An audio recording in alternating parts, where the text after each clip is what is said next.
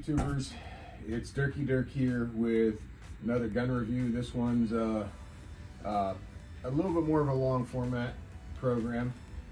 This is the review on the Tikka T1X and my personal Tikka T1X build. I started competing in PRS rimfire here about 3 years ago, back when it first got off the ground, and since then I've become a little bit obsessed with 22s. I unfortunately become that weird guy, and there's a lot of them. I'm going to go over my build, what I like about the Tikka, what I think could be improved upon, and if you like this video, maybe you need to go out and pick yourself up a Tika T1X. The heart of this entire build is obviously the barreled action. This was a standard 16.5-inch Tika T1X.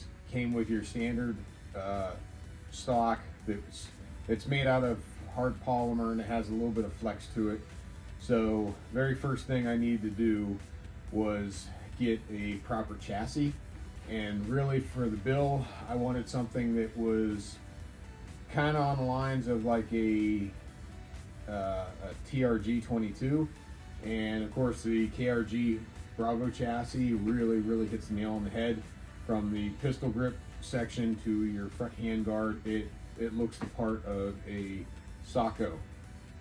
Next thing is I wanted this to be kind of a trainer for my standard rifle, which of course is the Accuracy International AT, which will soon be replaced here next month. You'll have to stay tuned for that. There are several things I had to do to make this as close to an AI as possible. Very first thing is a 40 MOA rail.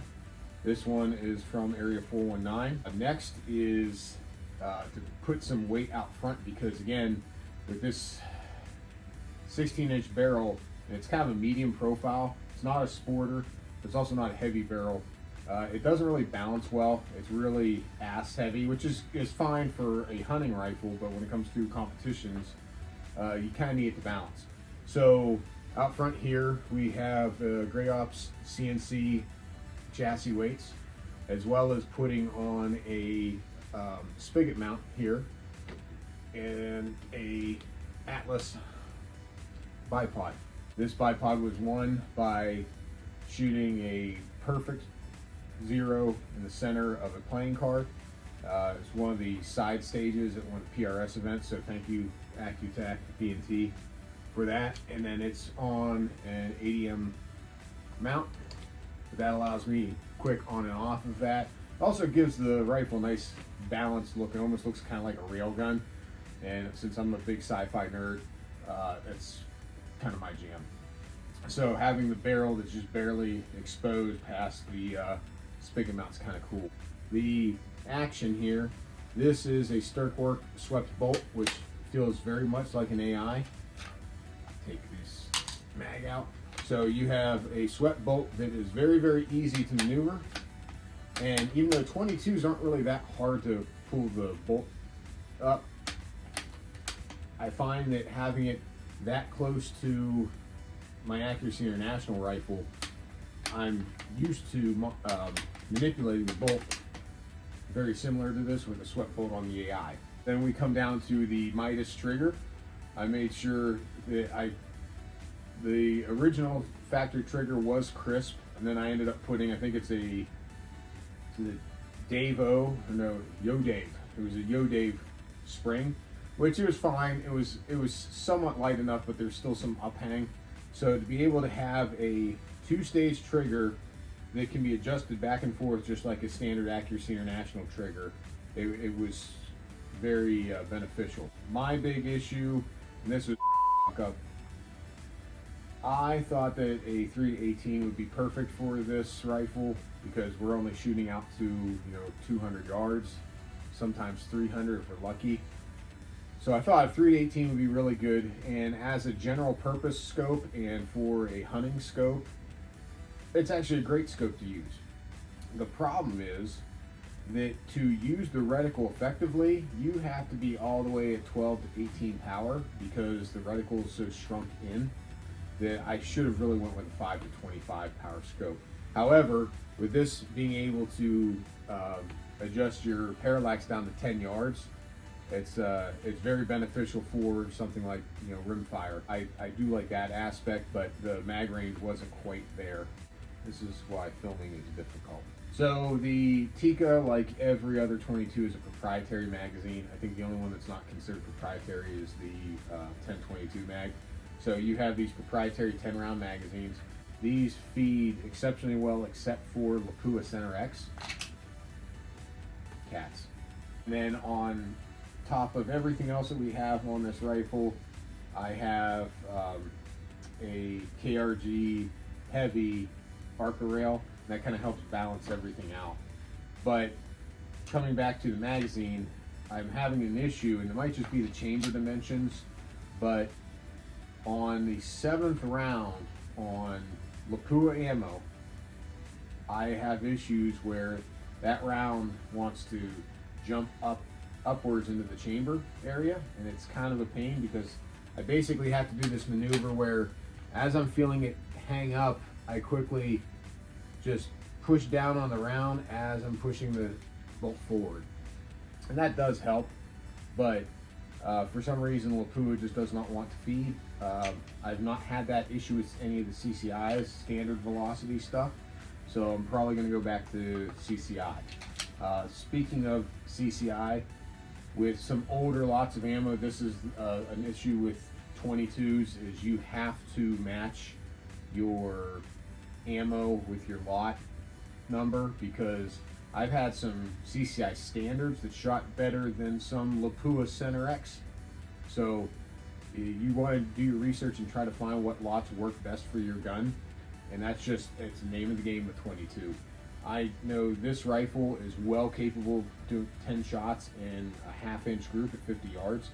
I think that's exceptional. I think it's right on the money, and that's including with this KGM suppressor.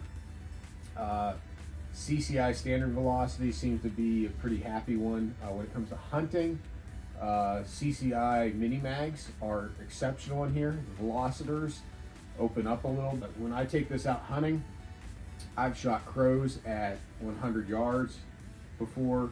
I've shot groundhogs with this thing. I've taken a lot of game with this rifle.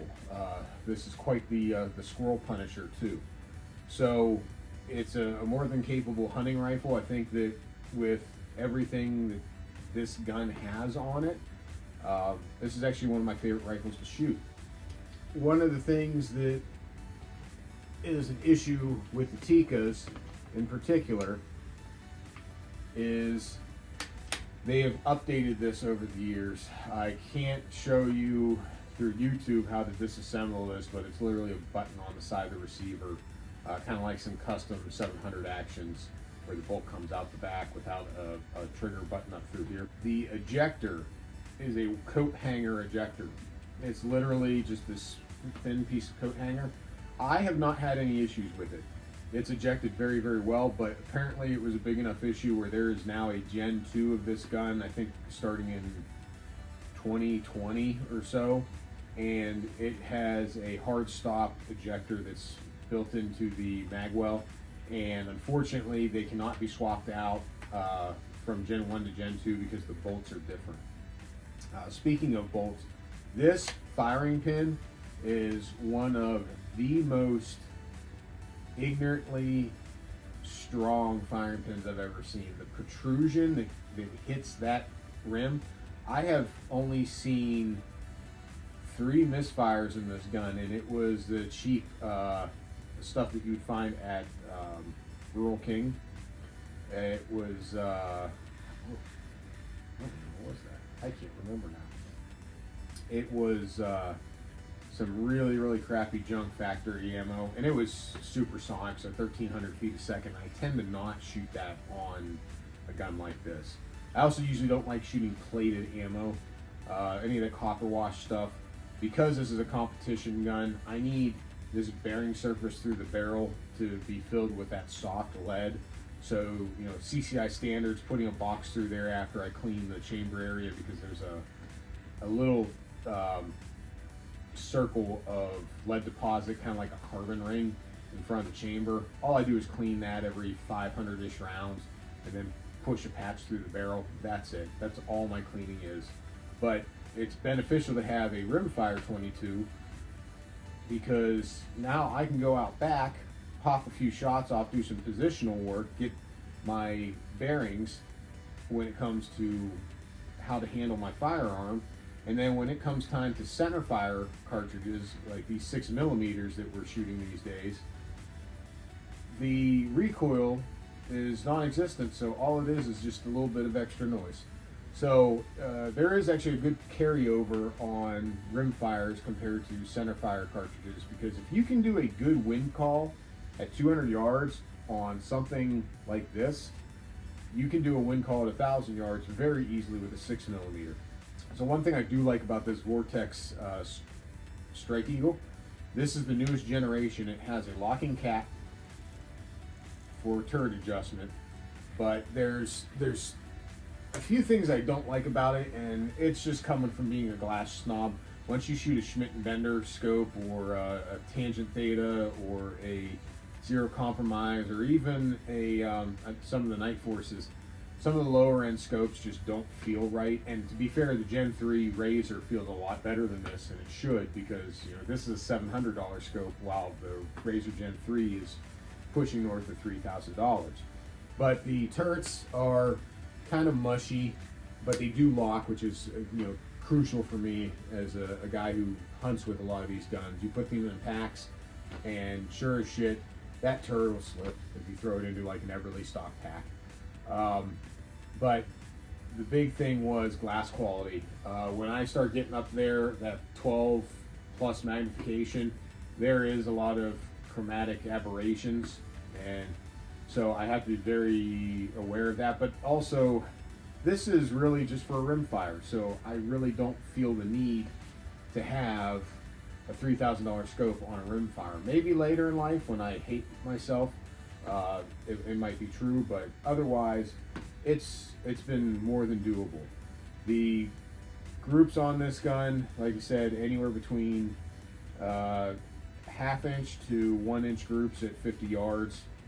And now there is some ammo that's problematic with this gun, like I said before, but otherwise it's been absolutely exceptional, and I cannot wait to start competing again here in the next, I think it's 2 weeks from now. We got a competition. Actually, it might be next weekend. So look forward to talking to you guys later about that. And hey, keep your head on the gun. That's a Phil Vallejo reference.